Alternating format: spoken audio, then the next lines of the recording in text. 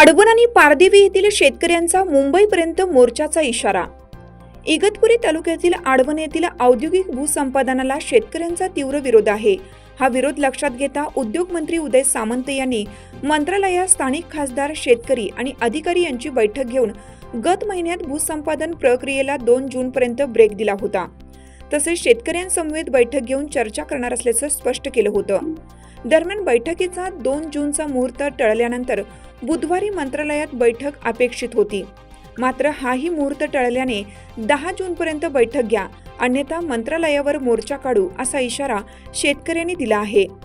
आडवण येथे MIDCच्या भूसंपादनास स्थानिक शेतकऱ्यांचा विरोध आहे। त्यांनी जिल्हाधिकारी कार्यालयावर अर्धनग्न मोर्चा काढला होता।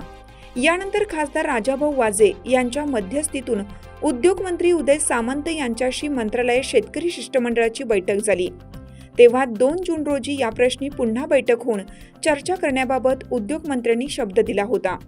मात्र मुख्यमंत्र्यांच्या नाशिक दौऱ्यामुळे 2 जूनची बैठक घेता येणार नसल्याचे शेतकऱ्यांना सांगितले गेले। त्यानंतर 4 जून रोजी बैठक होण्याची अपेक्षा होती। मात्र मंगळवारी रात्री 10:30 वाजता खासदार वाजे यांना बैठक रद्द झाल्याचे कळवले गेलं। त्वरित बैठक घ्यावी, अन्यथा मंत्रालयावर मोर्चा काढणार असल्याचा इशारा इगतपुरी तहसीलदारांकडे अर्ज केला असून त्यात आडवणमधील जमिनी विकत घेणाऱ्यांची माहिती देण्याची मागणी केली आहे। प्रशासनाने आधी केवळ गुंतवणूकदारांच्या जमिनी मोजणार असल्याचे सांगितले।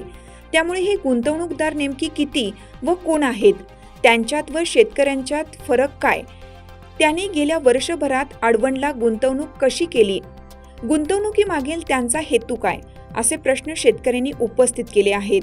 गुंतवणूकदार केवळ नावापुरते असल्याची शंकाही व्यक्त करण्यात आली आहे।